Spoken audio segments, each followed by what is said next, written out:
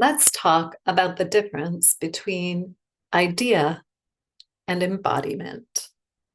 I'm Traci Skuce. I'm a story mentor, and I work with writers to fine tune the craft of writing and get to the depths where your story actually lives so you can figure out how to write it in the way that it wants to be written. So, embodiment versus idea. We have great ideas, right? They can inspire us. They can push us to the page. We imagine great unfolding plots. But when we start to take that idea and bring it down to the page, we notice something. It's a lot harder to translate those ideas into words on the page and actually have them be as fantastical and inspiring as we want them to be. One of the ways that I work with writers is to get them into the body. The body is very wise and is a great source of inspiration and information. So, what I mean by embodiment when I talk about embodied writing is that there's a sense that there's a human experience happening on the page to characters who are living, breathing beings.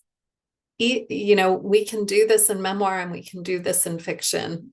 And the difficulty becomes that we start to just report it. We tell our audience what happened. We tell our reader what happened, but we don't give them a felt sense of the experience.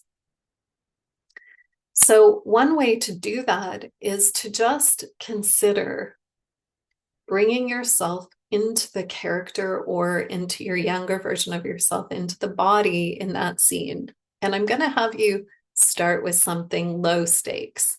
So if there was a traumatic event in your story, don't go there.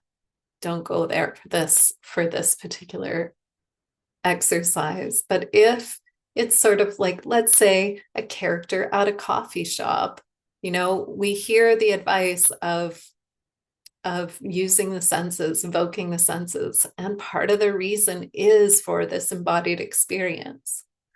But what I find missing from that advice is there isn't a sense of where is the character in space?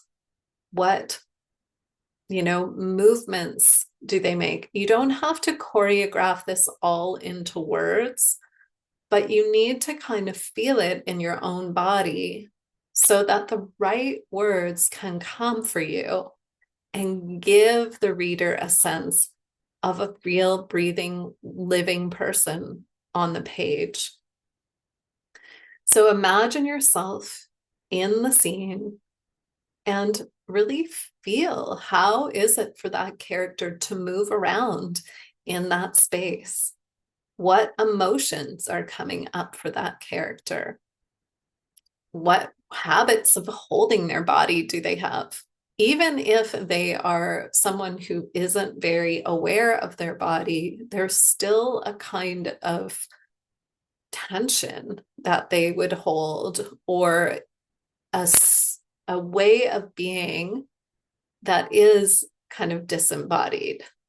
So, as the writer, you need to know their human experience of living in a body, not just the idea of things that happen to them.